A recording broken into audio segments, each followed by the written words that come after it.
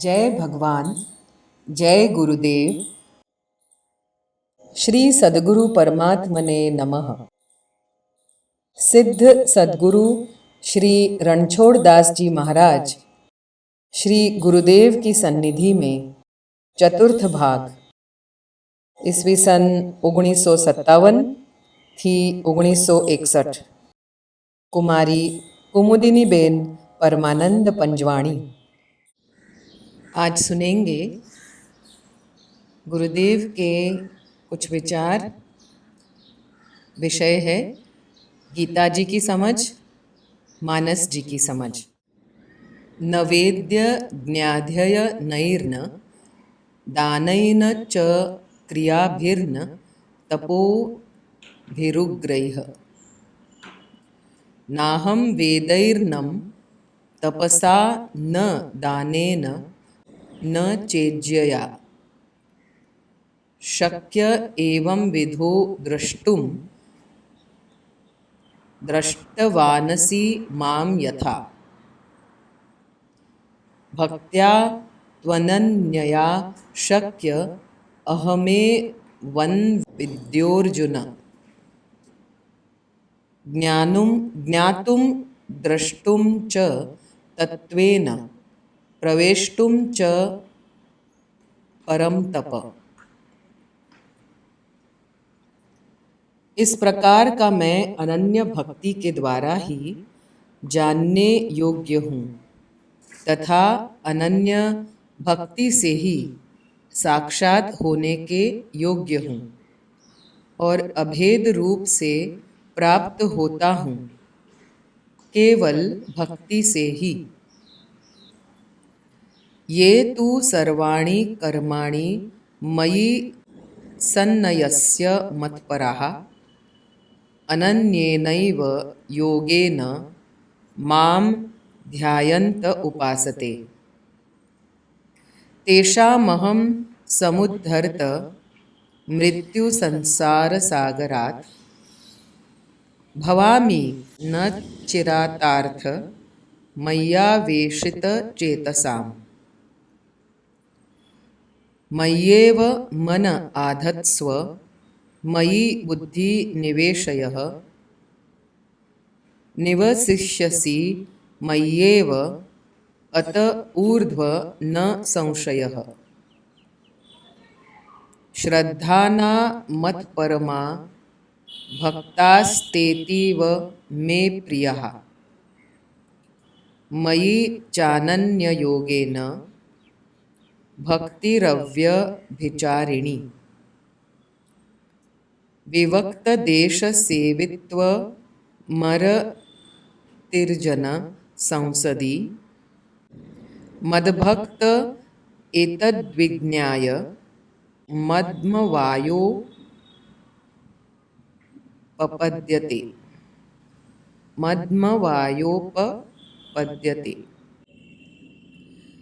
जो मेरा भक्त है वह यथार्थ ज्ञान को क्षेत्र क्षेत्रज्ञ को समझकर मेरे भाव को अर्थात मेरा परमात्म भाव को प्राप्त करने में समर्थ होता है अर्थात मोक्ष प्राप्त कर लेता है। समम सर्वेषु भूतेषु तिष्ठन्तं परमेश्वरं विनश्यत्स्व विनश्यन्तं यः पश्यति स पश्यति। विनाशशील परिवर्तनशील सर्वभूतों में समान रूप से रहे हुए अविनाशी परमेश्वर को जो देखता है वही वास्तव में यथार्थ देखता है। नान्यं गुणेभ्यः कर्तारं यदा द्रष्टानुपश्यति गुणेभ्यश्च परं वेत्ति मद्भवं सोऽधिगच्छति।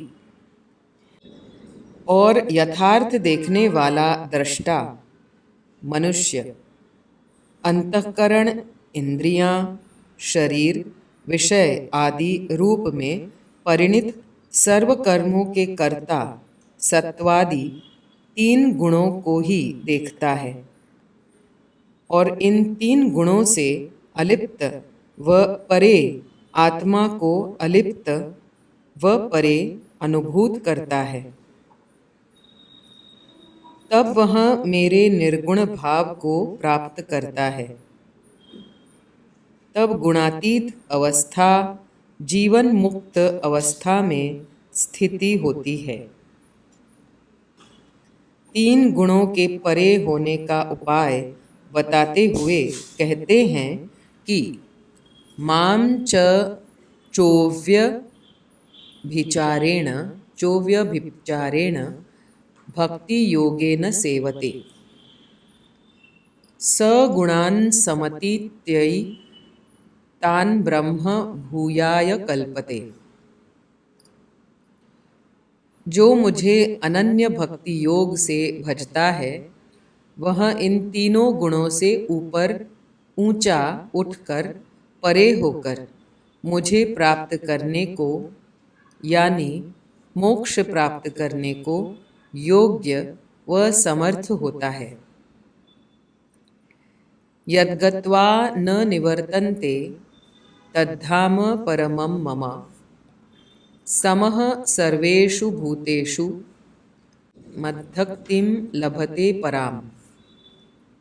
भक्त्या मामभिजानाति यावान्यश्वास्मि तत्त्वतः ततो मां तत्त्वतो ज्ञात्वा विशते तदनन्तरम्। सर्वकर्माण्यपि सदा कुर्वाणो मद्व्यपाश्रयः मत्प्रसादाद्वाप्नोति शाश्वतं पदमव्ययम्। इसलिए चेतसा सर्वकर्माणि मयि सन्न्यस्य मत्परः बुद्धियोगमुपाश्रित्य मच्चित्तः सततं भव। मच्चित्तः सर्वदुर्गाणि मत्प्रसादान्तरिष्यसि अथ चेत्त्वम् अहङ्कारान्न श्रोष्यसि विनक्ष्यसि। उपदेशक को फिर स्पष्ट व पुष्ट करते कहा है कि सर्व वचनों से भी अत्यंत गुह्य मेरे परम वचन को फिर से सुनो, जो मैं तुम्हारे हित के लिए कहता हूँ, क्योंकि तुम मुझे अत्यंत प्रिय हो। शरणागत का नाता भगवान कितना मानते हैं देखो, और परम हित के परम गुह्य वचन कहते हैं। मन्मना भव मद्भक्तो मद्याजिमां नमस्कुरु मामे वैश्यसि सत्यं ते प्रतिजाने प्रियोऽसि मे। सर्वधर्मान् परित्यज्य मामेकं शरणं व्रज अहं त्वा सर्वपापेभ्यो मोक्षयिष्यामि मा शुचः। पहले जिसके लिए तृतीय पुरुष में कहा था तमेव शरणं गच्छ सर्वभावेन भारत, तत् प्रसादात् परां शांतिं स्थानं प्राप्स्यसि शाश्वतम्। अब इस 18 से 62वें श्लोक में वही बात प्रथम पुरुष में कहकर वही परब्रह्म सच्चिदानंद मैं श्री कृष्ण का रूप में अवतार लिया हुआ हूँ ऐसा स्पष्ट कर दिया है। गीता जी में लोक संग्रह समझाया है। स्वधर्म पालन से ही लोक संग्रह लोक कल्याण होता है। स्वार्थ को ही साध्य करना यहाँ आज के मनुष्य की भौतिक स्थूलता लालसा है। यह लालसा भौतिकवाद की देन है। नीति व सदाचार छोड़कर अर्थ और काम की प्राप्ति की जाती है, परंतु धर्म और मोक्ष में आस्था रखकर नीति व सदाचार का पालन किया जावे, तब अर्थ और काम की प्राप्ति निश्चित होती ही है। सदाचार युक्त जीवन साध्य करना मनुष्य मात्र का ध्येय है। उस ध्येय को भूलकर आज मनुष्य कई प्रकार की विडंबनाएं पैदा कर रहा है और लोक कल्याण के बदले अकल्याण करने में जुट गया है। समाज जीवन का भी ख्याल रखना। नीति सदाचार पूर्वक रहोगे तभी भ्रष्टाचार, संकीर्णता, स्वार्थ पूर्ति दूर होगी। 4 वर्ण की बात गीताजी में शाश्वत है। कहाँ 4 वर्ण नहीं होते हैं? क्या रशिया में वर्गभेद आज भी नहीं है? वर्ण माने प्रत्येक आत्मा की उच्च या नीचे स्तर की भूमिका। प्रत्येक मनुष्य की यह भूमिका अलग अलग होती ही है।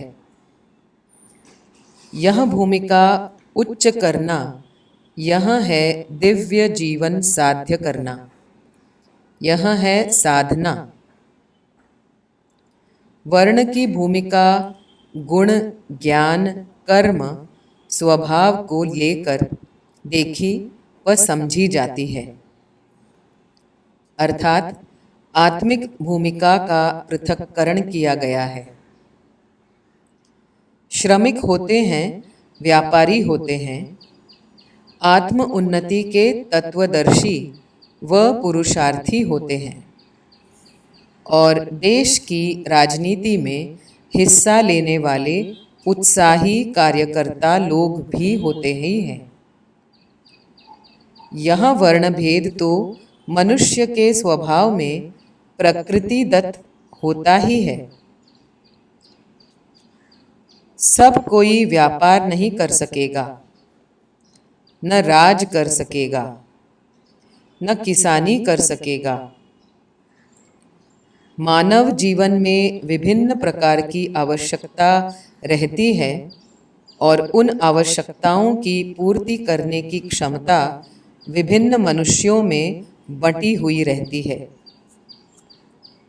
इसलिए सभी मनुष्य के एक ही प्रकार से अर्थात समान रूप, रंग, आकृति, प्रकृति, मन, बुद्धि, गुण और कर्म कदापि नहीं हो सकते हैं।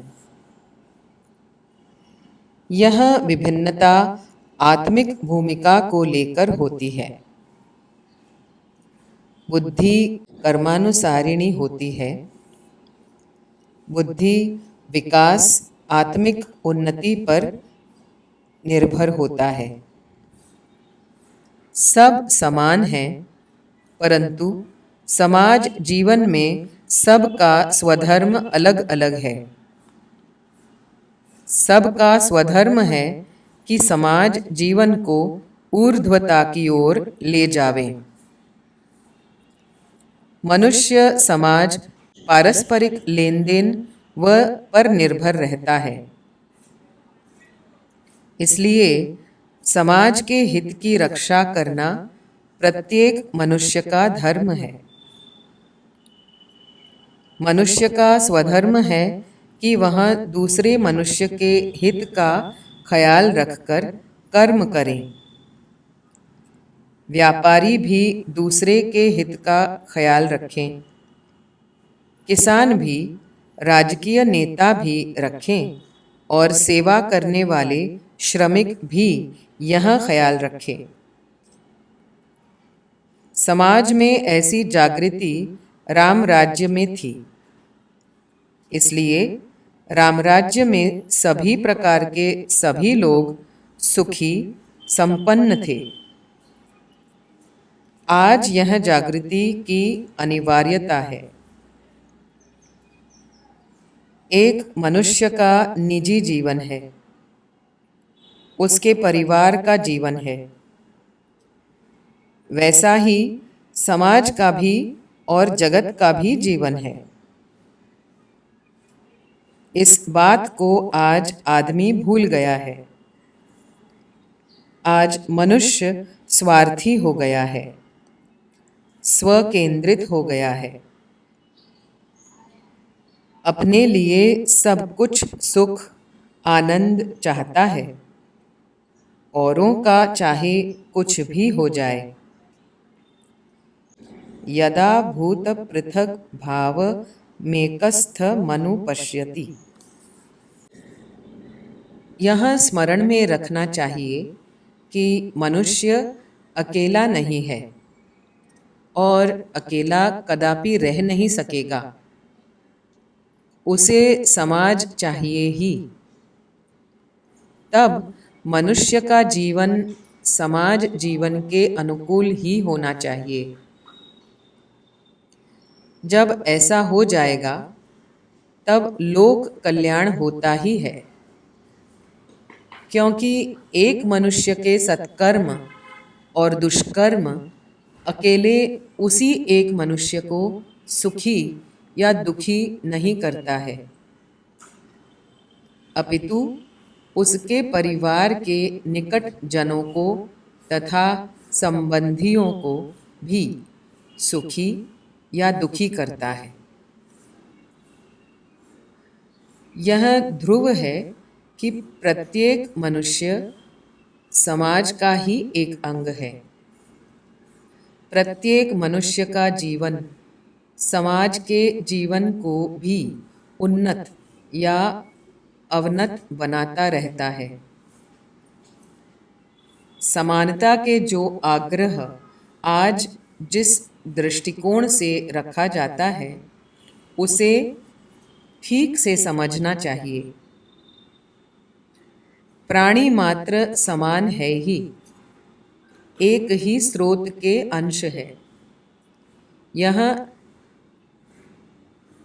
लक्ष्य में रखकर जीवन यापन करने में ही कल्याण है। अर्थ, काम और मोक्ष, ये तीनों पुरुषार्थ सत्य व नीति के साथ साध्य किया जावे, यही कल्याण है। भौतिक सुख साधन सामग्री नीति व धर्म से भी उपलब्ध होती ही है। इसमें रंच मात्र भी शंका न हो, तभी कल्याण पथ पर मनुष्य अडिग रह पाता है। यथार्थ कल्याण यही है जो सम्यक प्रकार से श्रेय है। इसलिए कल्याण का निर्णय धर्म, नीति व सत्य के मापदंड से ही हो सकता है। नीतिमय या यों कहें कि धर्माचार की मनुष्य को ऊर्ध्व स्थिति पर पहुंचाता है, और एक समय आ ही जाता है जब मनुष्य पूर्ण तत्व के दिव्यानुभव के अनुसंधान में निमग्न रहने लगता है। इसका सबूत यह है कि ऐसे असंख्य मनुष्य हैं जो कितनी ही स्थूल सुविधाओं के अभावों से ग्रसित कष्टमय जीवन जीने वाले होने पर भी सुख, संतोष व शांतिपूर्ण जीवन बिताते हैं, कारण कि ये लोग सहज स्वभाव से ही अनीति, अन्याय, छल कपट व दुष्कृत्य से एकदम दूर रहे हैं। भूखा रहेंगे, परंतु छल कपट, लूट, चोरी या हत्या जैसा कुकर्म कदापि नहीं करेंगे। उनको कुकर्म अर्थात पाप कर्म की भीति रहती है, अर्थात बहुसंख्यक मनुष्य पाप भीरु होता है, सो उसके सत्कर्म ही होते हैं अनायास। श्री रामचंद्राय नमः। श्री पतित पावन चरण कमलेभ्यो नमः। श्री सद्गुरु परमात्मने नमः।